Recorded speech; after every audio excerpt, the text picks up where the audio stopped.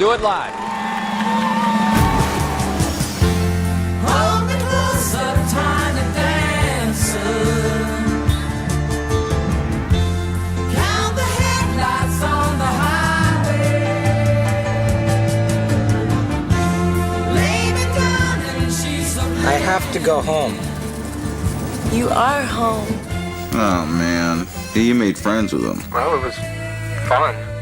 Because they make you feel cool. And hey, I met you. You are not cool. Well, hello. Welcome to another edition of Cinematic Lounge. Hello, Maria. Hi. Okay, so this was a spin we did in 2024, I think. Mm-hmm. Okay, We did. It's 2025 right now. So we're going to do Almost Famous, a movie you hadn't seen, which is Correct. kind of shocking. Yeah.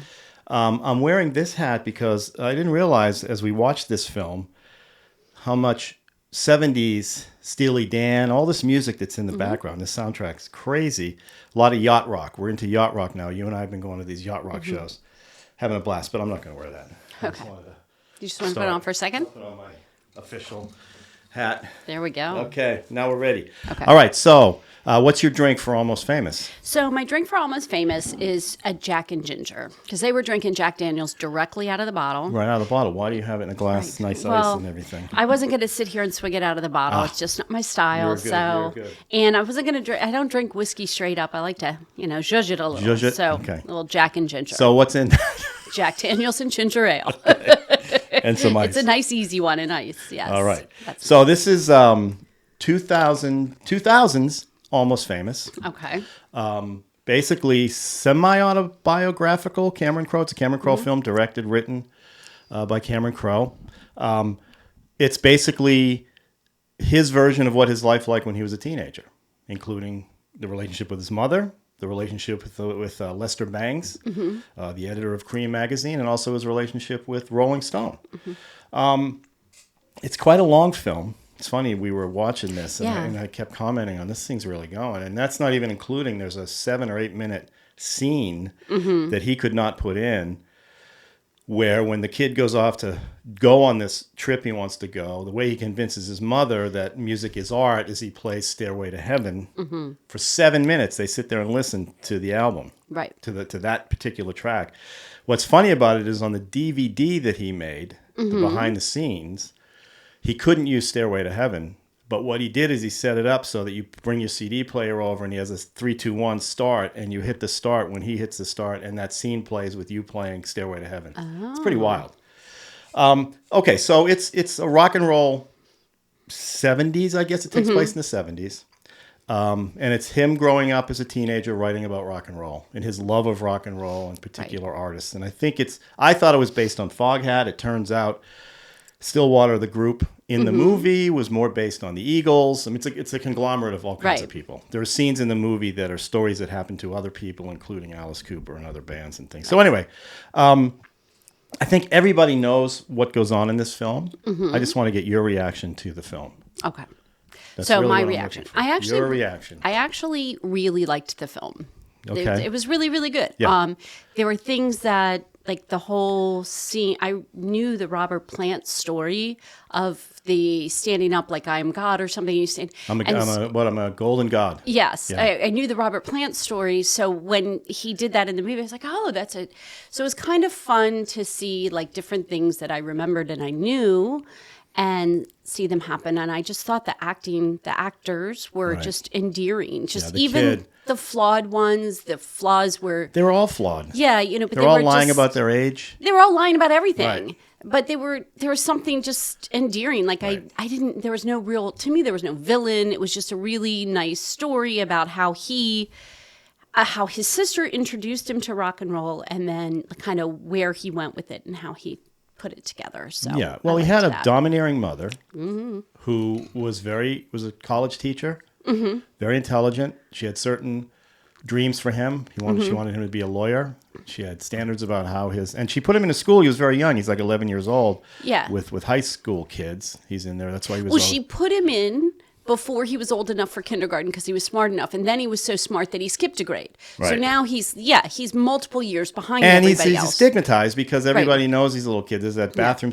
the shower scene where he has no Yeah. pubic hair and people are making fun of him, and he started, but perseveres through all this stuff. Has a relationship with Lester Banks, who's a real guy, played by Seymour Hoffman. Why am I Philip Seymour Hoffman?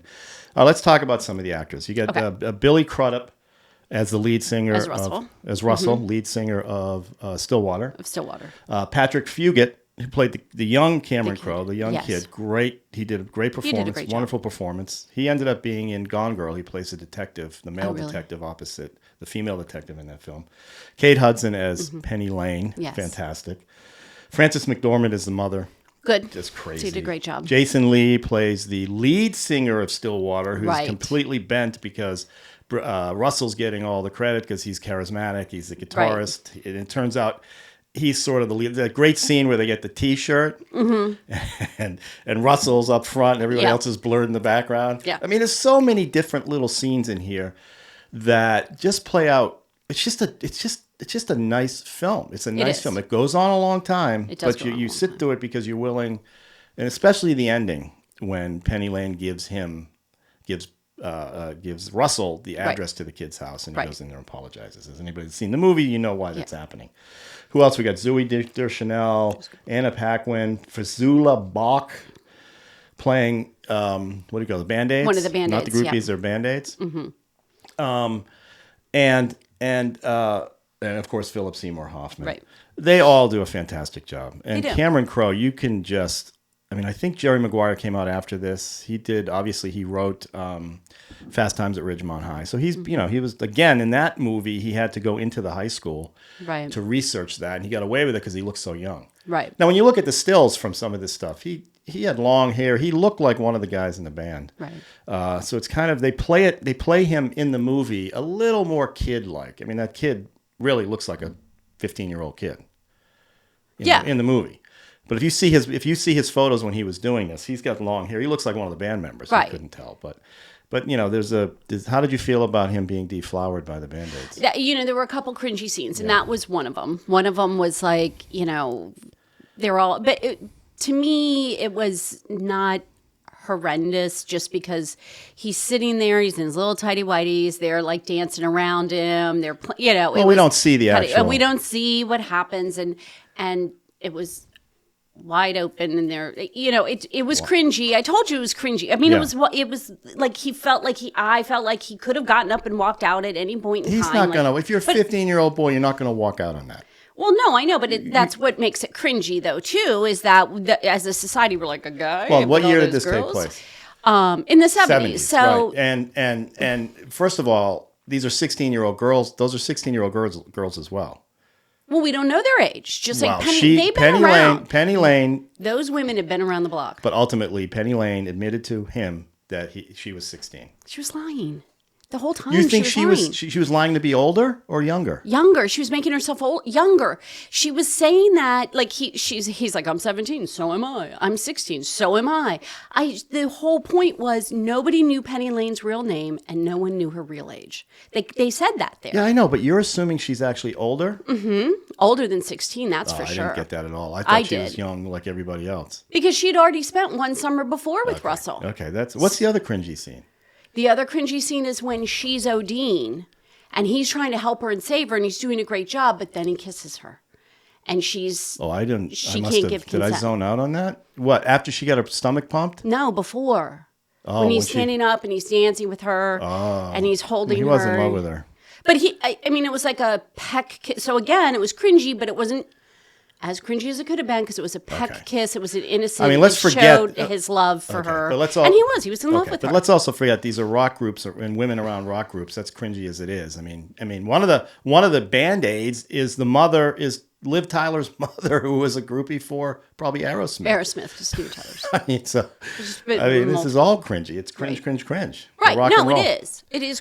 And I mean, and that was part of it. It's like the way Russell, you know, had Penny Lane and then, okay, got to go because my wife's Oh showing yeah, up. totally. I mean, you're saying there are everybody's sort of everybody's even villainous. level villainy because they're all in that plane, the plane scene. Okay? Yeah. Okay, that happened to That's Alice. awesome. That's Alice Cooper's band, supposedly. So the plane scene is, and again, you've seen the movie, so you know what we're talking about. Plane, they think they're all going to die, so they all start confessing. And it turns out everybody's sleeping with everybody. Right, Jason Lee's sleeping with Russell's wife, and vice versa. Jimmy Fallon, playing a record executive, confessed to running a guy over. Yes, and run. And then the poor guy at the very end, I'm gay. And then they're we're going to live now. Yeah, we're alive. Yeah. That's what's great. The planes. But I love, poor I dude. completely forgot that when the plane started bumping it the first time that, Russell started singing Peggy Sue or something. Yeah, Peggy Sue. That was good. That was good. What else? What else you got? What else do I have? Anything? Nothing else? I mean, let's forget the cringe. We know. Okay, But yeah. what else did you like about the film? Well, of course, I love the fashion. Yeah. I mean, it was just from Spot on. the stewardesses, Yeah. those things, the dresses, even his mom's the way she dressed, the way everybody was dressed. I just loved looking at the way they were dressed and the clothes, and I loved the cars. Yeah, they definitely nailed the They really period. nailed everything, Yeah. from A to Z, nothing, nothing seemed out of place. It was it was a 67 Camaro, they were nice. It was nice. And I liked seeing all that. And I loved the kid who was playing Russell Crowe. I liked Cameron Crowe.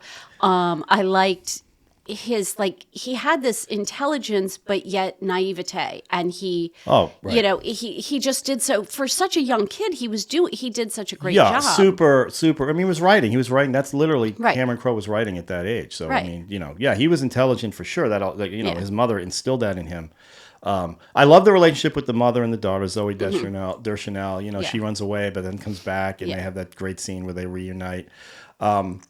Yeah, it's I haven't seen the movie in a long time, and I was enthralled by it again. I just couldn't get over. I couldn't get over how naturalistic the kid was.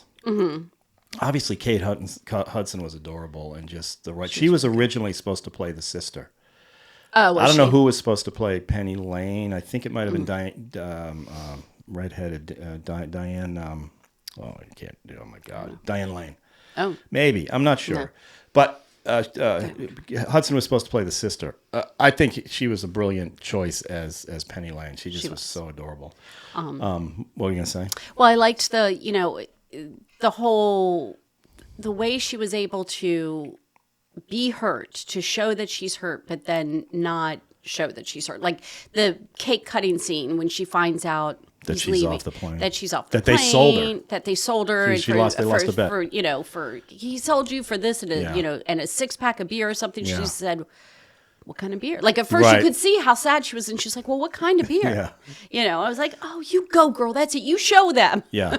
Let me ask you, at the end when he calls her, and he says, "Hey, just send me your address." Right. Did you know that she was right, that she got the kid's address?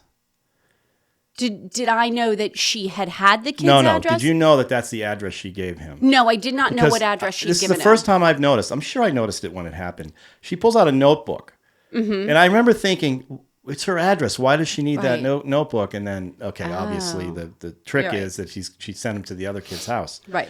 This is the first time that I was like, I kind of specifically noticed that notebook. Yeah. And anyway, I mean, I'm not that brilliant, but that's what happened. Yeah. Music is fantastic. The guys playing in the band, the Stillwater, man, they nailed. I mean, they must have practiced forever. I know that these actors, they do that, and they really got the look and feel. They did. Especially Jason Lee. I mean, if you look at pictures of who they were representing, he looks just like the guy.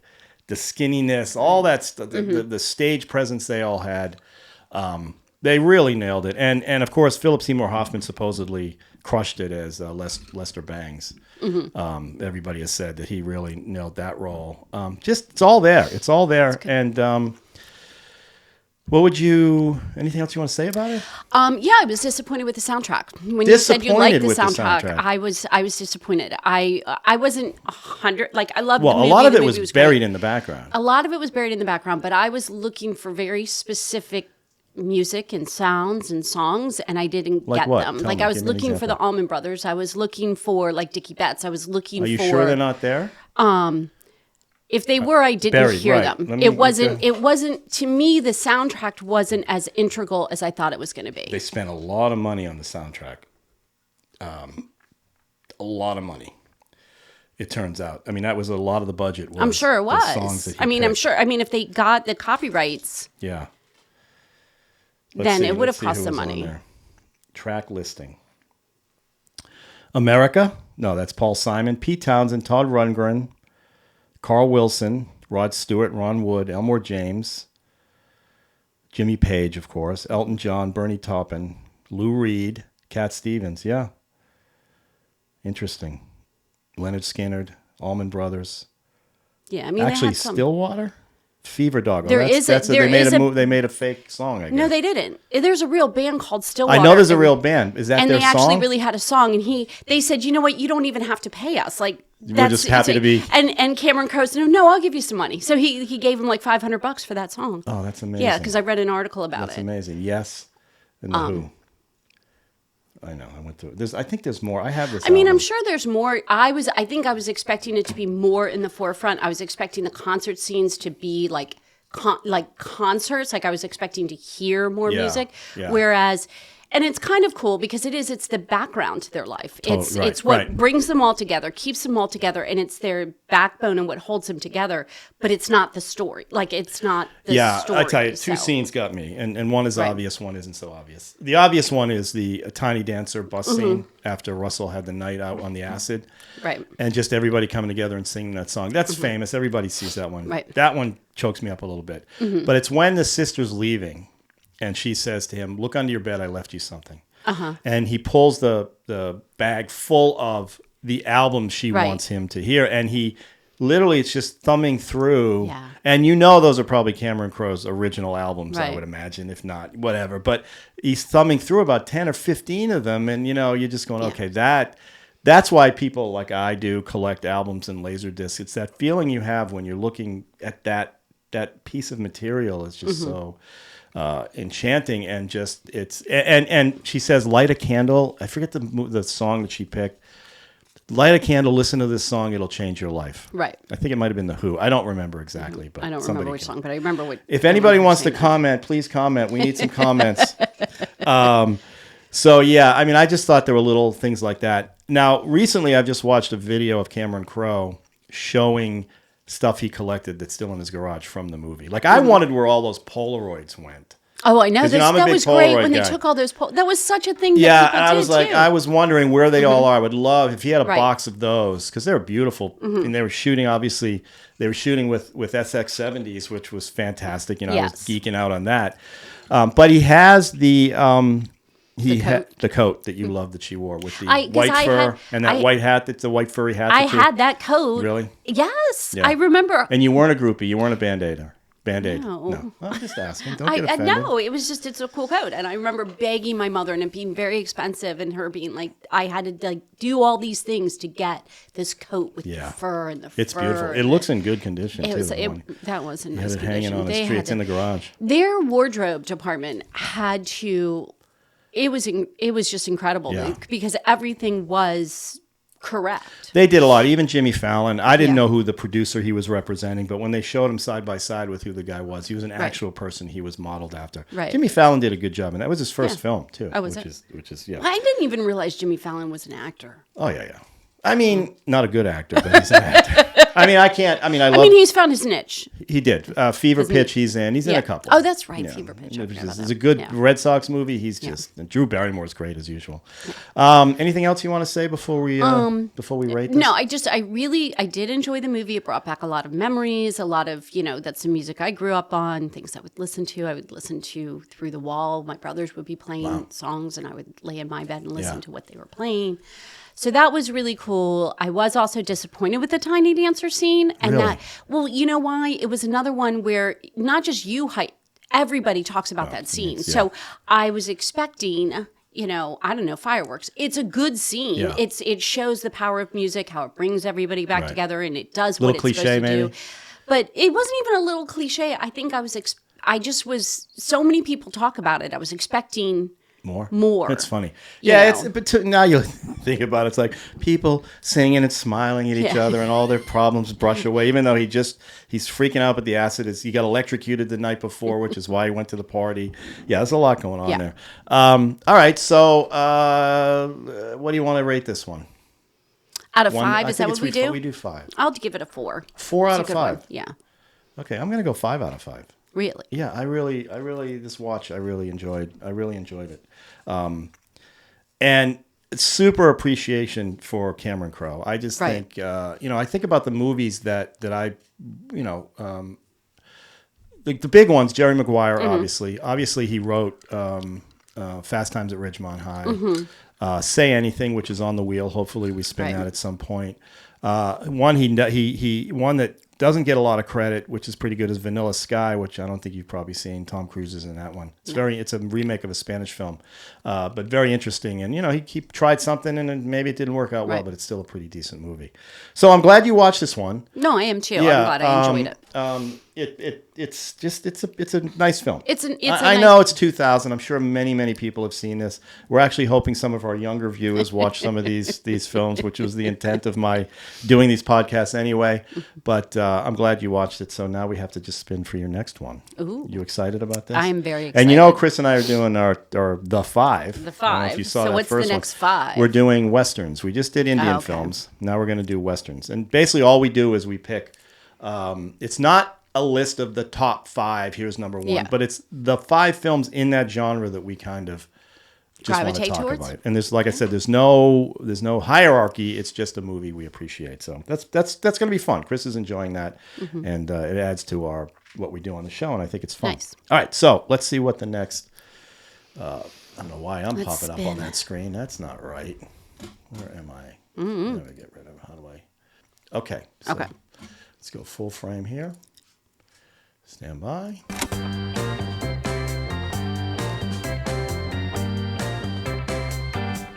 Oh, please. Oh, good. All right. Let It Ride. Let It Ride. Now What you- is that? I've never okay. even heard of it. This is my absolute favorite Richard Dreyfuss movie. Oh my God. Okay. Another one. Yes. He did it after Jaws, obviously. I think he did it in the 90s. It's about a guy, a degenerate gambler, who one day has all the luck in the world. Everything goes his way. Okay. He's married to Terry Garr. They have a tough marriage. Anyway, it's all about what happens to him when his life, everything goes crazy. Right. Goes his way. You'll love it because Tillis is in this, not Meg, the sister with the voice. Jennifer Tilly? Jennifer Tilly Yeah. is in here. So lots of stuff going on in this film. And I love it. That's why I threw it on there. Hopefully you'll love it too, but we'll see. And that's the signed Laserdisc I have from Richard Dreyfuss is Let It Ride. Oh, So that'll be nice. prominently All kinds displayed of here things. somewhere. Yeah. So, all right, so Let It Ride. Okay, And it's there a we short go. one. It's not long. Okay. I think you're going to hate it. That is my prediction. Why do you think I'm gonna I hate just think it? you're going to hate it because it's cringy. It's cringy. It's cringy. I mean, Tillis is running around with her Tilly. Tilly with her boobs hanging out, She which is always does. fantastic. Anyway, Terry Garr is the Well, I like Terry Garr. I She's think great, she's but hilarious. she's stuck at home and he's doing his thing. And anyway, my prediction is you're not going to like it. Okay, so we'll see if You I may can- you may flip maybe that. I will change that. Who knows? All right. Well, there you Okay. go. Good job. Cheers. Cheers.